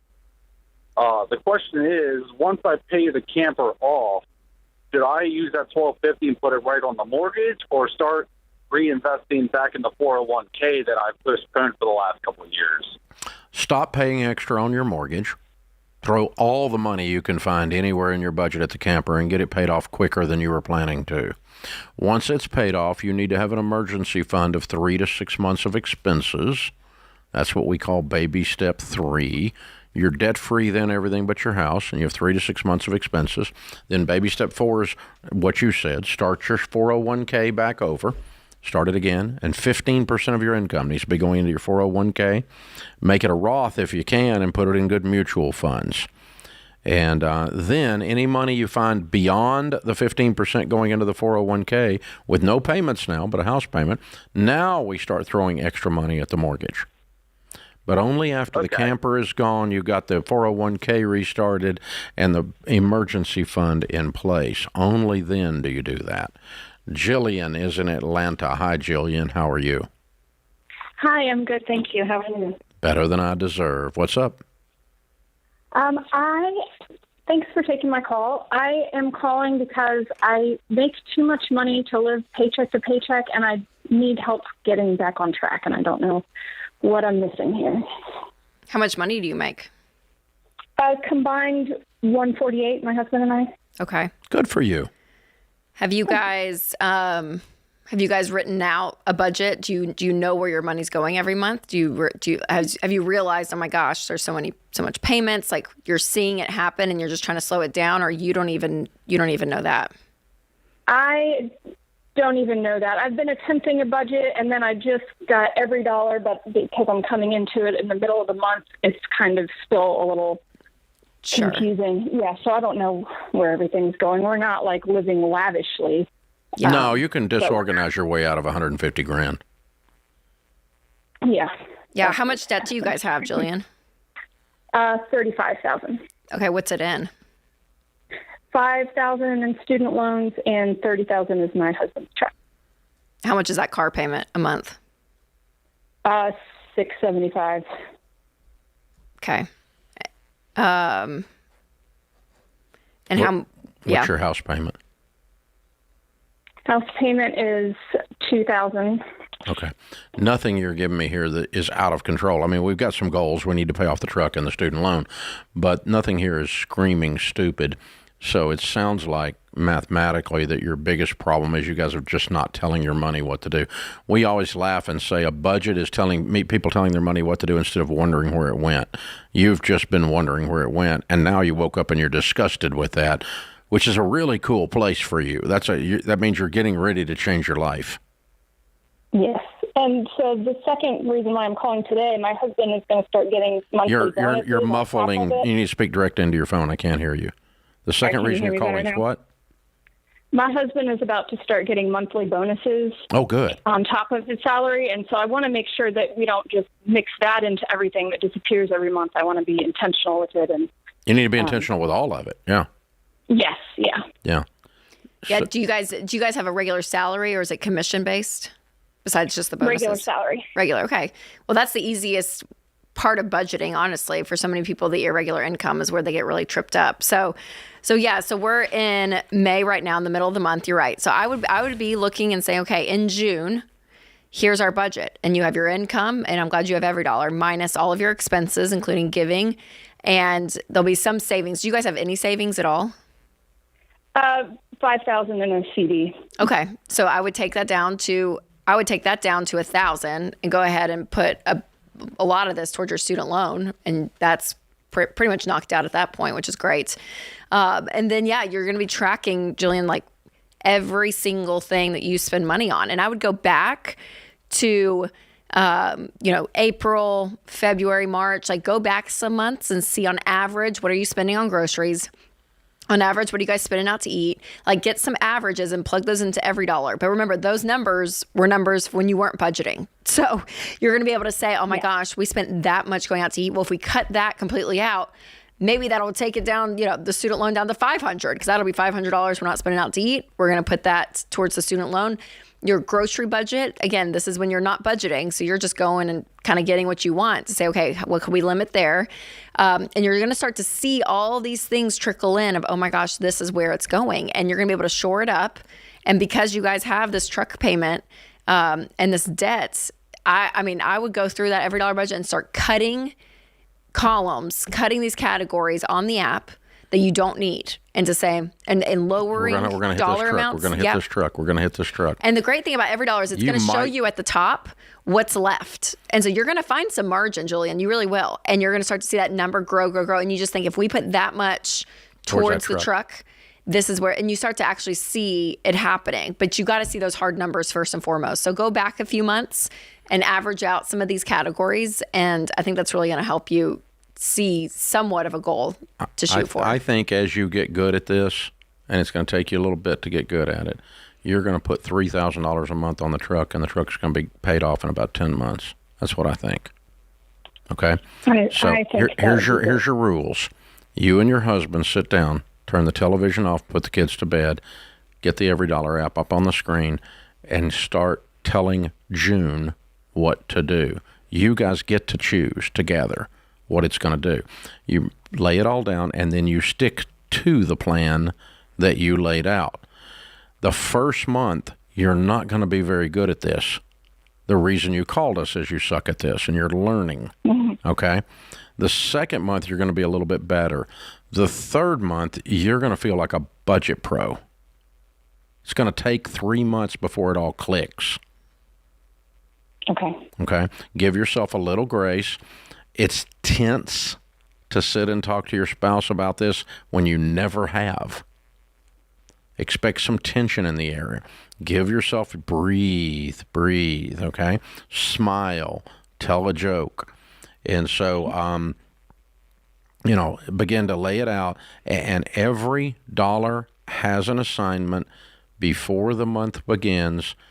And it's not going to be perfect the first month. And we're going to do it together. And we're going to have a contract between the two of us that we're not going to violate this plan that we have both agreed to without coming back and changing it together. You might have to change it a time or two. Yeah, you probably will change it throughout the month. So give yourself that leeway. But you guys agree on that to say, you have to wow, agree on it. You can't just come in and go, honey, I changed it today. No, that doesn't work that way. Okay? We're going to do it together. It's very, very important. When you do that, you're going to feel the stress and the anxiety in the relationship leave the air, as well as this sense of out of control and chaos. It's amazing how powerful this one simple tool is. This is The Ramsey Show.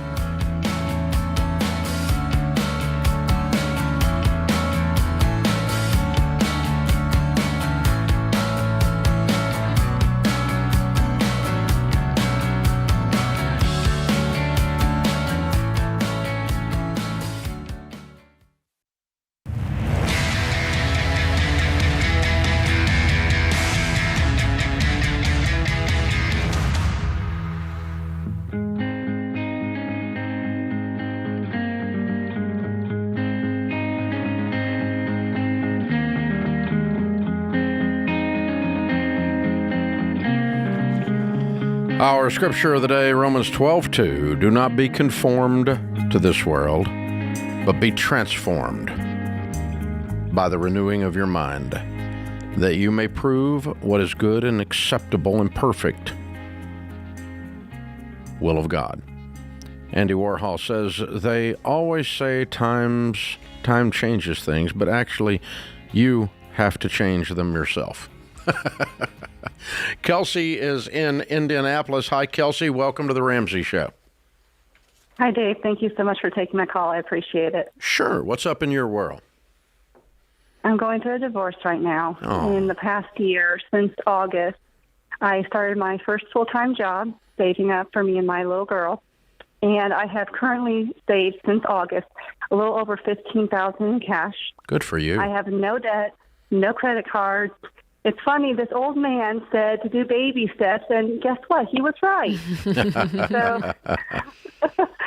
So I don't have any legal obligations or anything as well when it comes to divorce. My question is, with the cash that I have set, it's currently in a share certificate, which will mature in September. And when it matures, it'll be around $20,000, if not a little more. My question is, I know you prefer people to save up for 20% on a home mortgage, but as of right now where I stand legally, and with no 2 years of W-2, I'm not able to find a co-signer on an apartment or qualify by myself for an apartment. I'm currently living with my family, and it's not the best emotional and verbal situation. I've been here during the 3 years of this legal separation and divorce. So my question is it okay if I put 10 or 15% down, which would be the $20K, and get a home and have a payment that's roughly $1,200 a month? Kelsey, if you can't qualify for an apartment, you can't qualify for a home. So your logic is broken. But to answer your question, if you have an emergency fund of 3 to 6 months of expenses plus a down payment of 5%, 10%, sure. Go ahead and buy in that case, okay? That's all fine. But and yes, you do need to get out of there. But there are plenty of places in Indianapolis that will rent to a person who has $20,000 in the bank that does not have 2 years of W-2s. Lots of them. You've been told a lie by someone, because we regularly survey the apartment community.